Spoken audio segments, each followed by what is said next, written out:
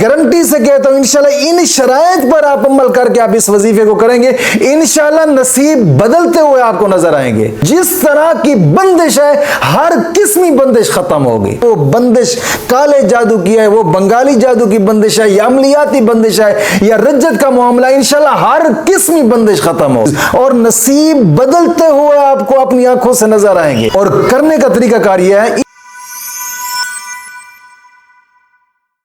الحمدللہ رب العالمین والصلاة والسلام علی سید الانبیاء والمرسلین، اما بعد فاعوذ باللہ من الشیطان الرجیم، بسم اللہ الرحمن الرحیم، اہدنا الصراط المستقیم، صدق اللہ مولانا العظیم۔ روحانی پاورفل وظائف میں سے آج ایک اہم سبق دوستوں کی نظر کرنا ہے، جو کہ بچے اور بچیوں کے رشتے کے لیے ایک خاص وظیفہ ہے، بندش توڑ وظیفہ۔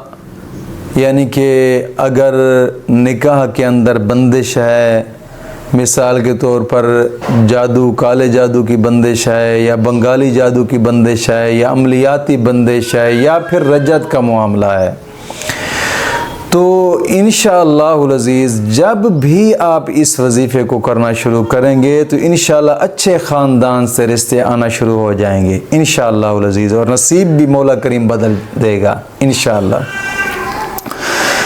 اس وظیفے کو وہ بھی کر سکتے ہیں کہ جو شادی کے خواہش مند ہیں، شادی نہیں ہو رہی، اور وہ بھی کر سکتے ہیں کہ جو کسی خاص جگہ پہ شادی کرنا چاہتے ہیں، اور وہ بھی کر سکتے ہیں کہ جو کسی خاص جگہ پہ تو نہیں کرنا چاہتے بلکہ چاہتے ہیں کہ کہیں پر بھی ہو جائے۔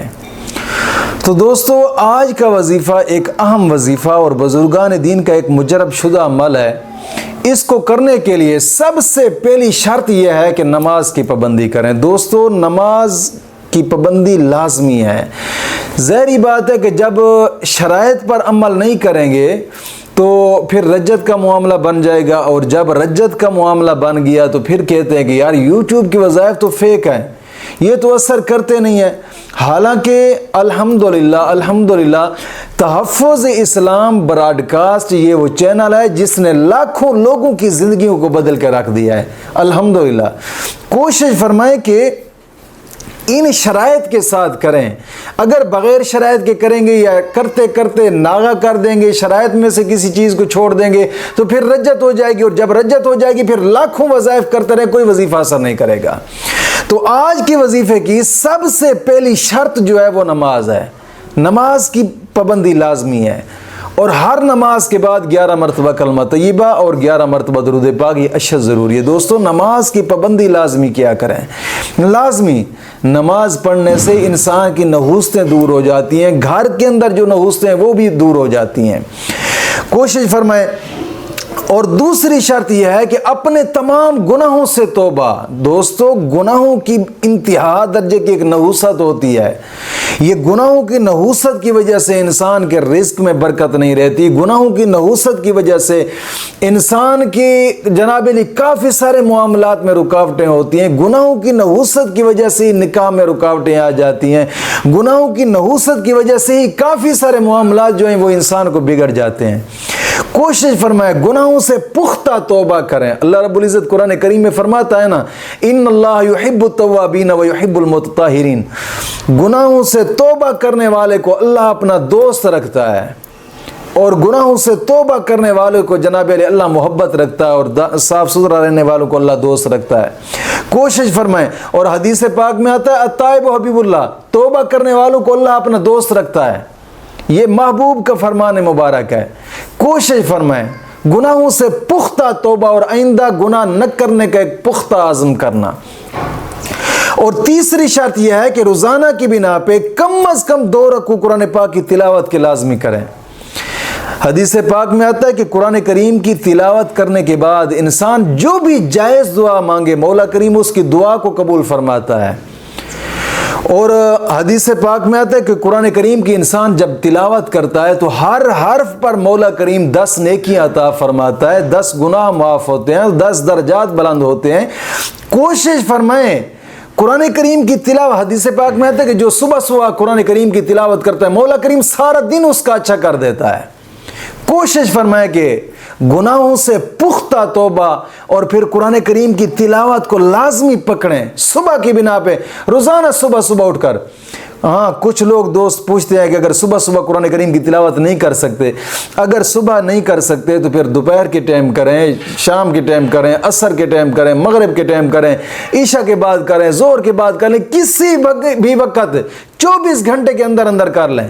انشاءاللہ ایک تو شرط پوری ہو جائے گی، دوسرا مولا کریم اجر عظیم عطا فرمائے گا۔ اور چوتھی شرط یہ ہے کہ اس کو کرنے سے پہلے تھوڑا بہت صدقہ لازمی کریں۔ صدقہ لازمی کیا کریں دوستو، حدیث پاک میں آتا ہے الصدقہ ترد البلا، صدقہ مصیبتوں کو ٹال دیتا ہے، صدقہ مشکلات دور کرتا ہے۔ حدیث پاک میں آتا ہے صدقہ 70 جنابیری جہنم کے 70 دروازے بند کر دیتا ہے، اور صدقہ جنت کے 70 دروازے انسان کے لیے کھول دیتا ہے۔ کوشش فرمائیں صدقے کو لازمی رکھیں، لازمی پکڑیں، انشاءاللہ العزیز پھر زندگی بدل جائے گی اور نصیب انشاءاللہ مولا کریم انہی کے صدقے بدل دے گا۔ کوشش فرمائیں کہ ان شرائط پر عمل لازمی کریں۔ میں گارنٹی سے کہتا ہوں انشاءاللہ ان شرائط پر آپ عمل کر کے آپ اس وظیفے کو کریں گے، انشاءاللہ نصیب بدلتے ہوئے آپ کو نظر آئیں گے انشاءاللہ العزیز۔ اور کرنے کا طریقہ کار یہ ہے، اس وظیفے کو بچی اور بچے کے والدین بھی کر سکتے ہیں اور بچے خود بھی کر سکتے ہیں۔ کوشش فرمائیں کہ خود ہی کریں تو زیادہ بہتر ہے، خود ہی کریں تو زیادہ بہتر ہے۔